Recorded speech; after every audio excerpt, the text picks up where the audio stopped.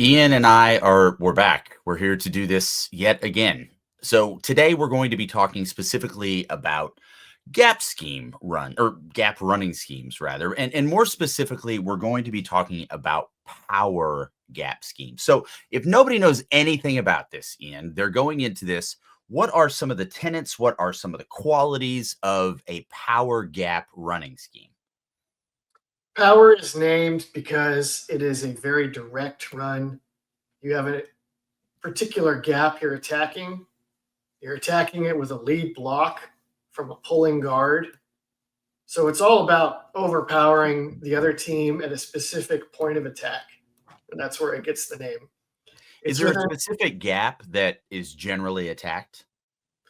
there's actually some variation. There's like a gap power, which is very old school. If you watch North Dakota State football, they're famous right now for being like the flag bearers for A gap, under center, downhill football.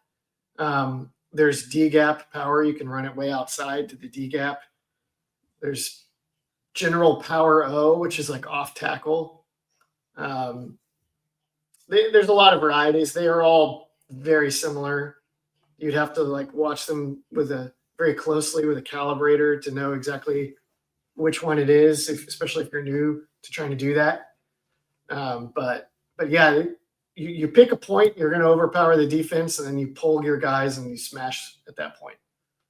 Is it always going to be a guard pulling, or is this an instance where in the olden days when fullbacks used to play, I'm thinking the Mike Allstott era, would they have ever run power without a pulling guard? There are variations of gap schemes where you run them without pulling a guard, but they have their own names. Yep, fair enough. Okay. So power is pull the guard. Pulling a guard, that's where you're getting power. Now, one of the questions I like to ask during these is just gives us an idea of the makeup of the type of talent you have on your team. What does this type of running scheme profile to? What do you want your offensive line to look like if you're running a power gap running scheme? You want them to be physical, very intentional and deliberate with how they approach moving the person across from them. A little bit of mobility, especially at the guards, because the guard has to pull around and then find the right target on the move, which is not that easy. Like a lot of times, the best pulling guards on power are like potentially shorter, faster guys that might be wide. Obviously, they're thick, they're strong, they got to be able to block people well. But the mobility is really essential. And sometimes they're getting to block like linebackers, which is getting easier and easier all the time because teams play more athletic linebackers. They're not choosing their linebackers to face Mike Allstott anymore, right? Right. So it's actually, even though it's a physical smash mouth scheme, you do need a little bit of finesse almost at the guard spots. Do you with this particular scheme, would you see a team being, maybe major in zone, but maybe minor in gap? Is that something that you might see? That's the most common configuration in college football, is actually for teams to major in inside zone and then to minor in gap with a specialty in counter.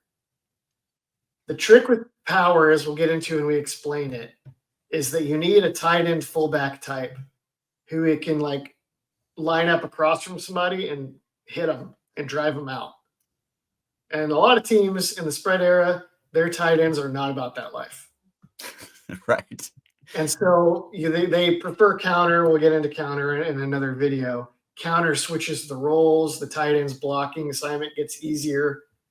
So you don't see as much power anymore. You still see it some.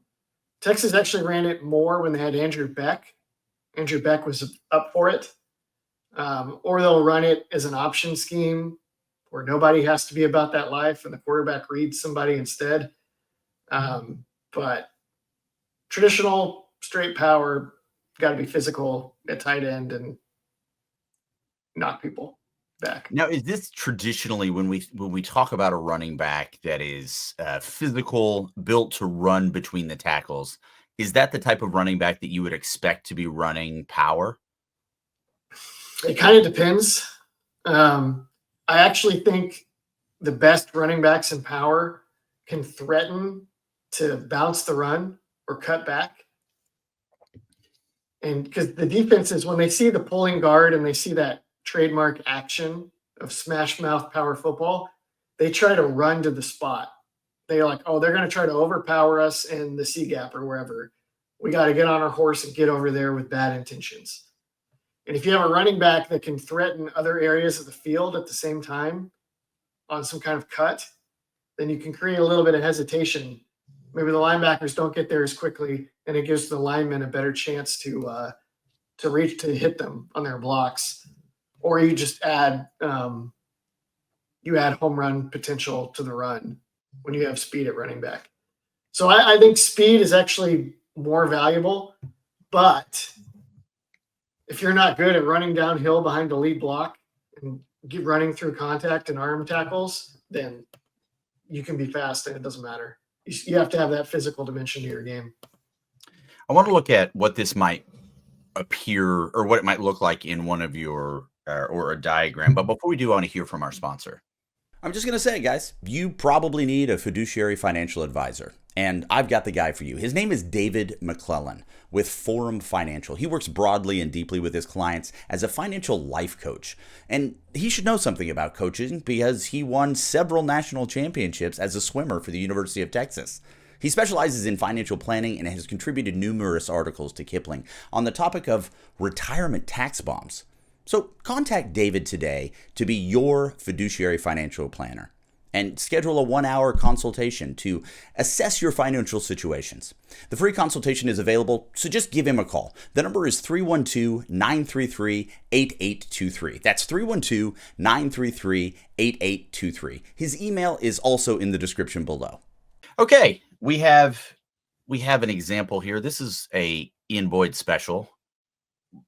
Again, with Microsoft Paint, he's come up and given us a diagram. So what are we seeing here? What are we looking at, Ian, when we're looking at a diagram for power? You got the telltale signs of power are a double team on the defensive tackle that you're running towards. Yep. So the left tackle and the left guard, which are the circles on the top, are going to block down on that T together and try to wash him down. The center is also going to try to block down. And the backside tackle is going to try to make sure nobody runs through and tackles the running back from behind. The backside guard is going to pull around, and the tight end is kicking out the defensive end. The way Texas runs it, it often looks like this. Maybe the tight end is actually even on the line, and he's just trying to base block that end and cover him up well so that when the pulling guard comes around, it's very easy for him to read, like, do I go inside or do I go outside?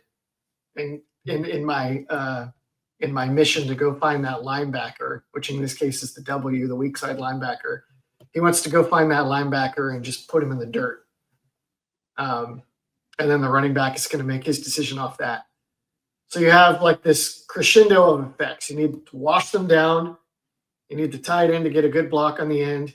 You need the guard to clearly find the best path to the linebacker and to hit him. And then the running back maximizes the result. Great. Well, let's look at this in action. This one was hard to find, LT, because Texas does not run power that often. Right. But I found it, and this is a great example. And it was a very effective example, as you can see. So you have, much like in the diagram, Gunnar Helm is your tight end on the left with his 85. Yep. He's going to try to base block or kick out that defensive end across from him. 78 and 76, the left guard and left tackle are going to block down on the tackle and try to drive him backwards and sideways. Jake Major, 65, is going to block down on the defensive tackle across from 54, keep him out of the backfield. Cameron Williams on the edge, 56, is going to have a similar job on the side.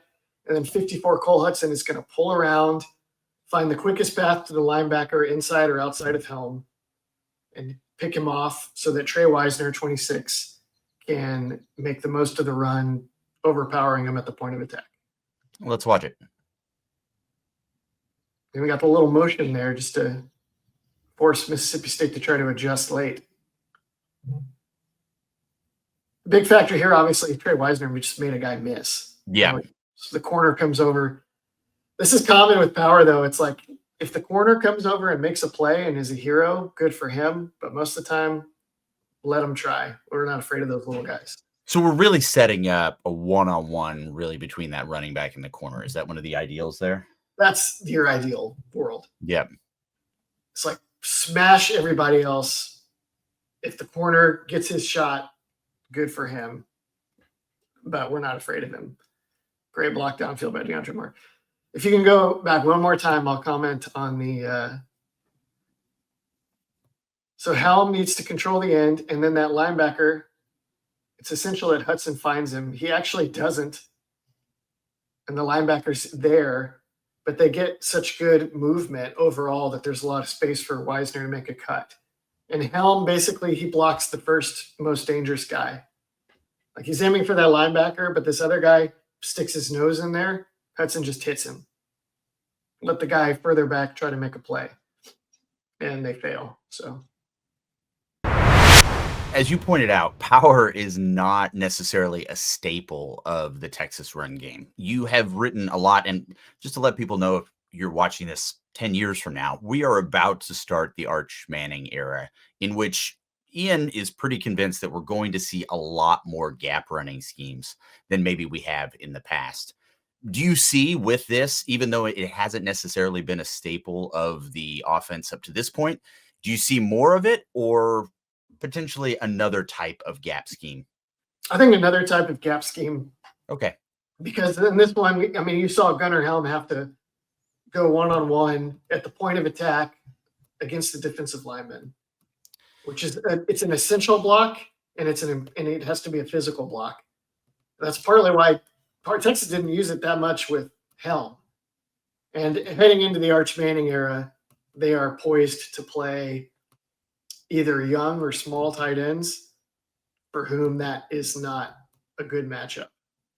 Yep. So what I'm hearing is one of the key markers of this has to be the strength or the aptitude your tight end has in blocking. And we just don't necessarily have that type of tight end right now.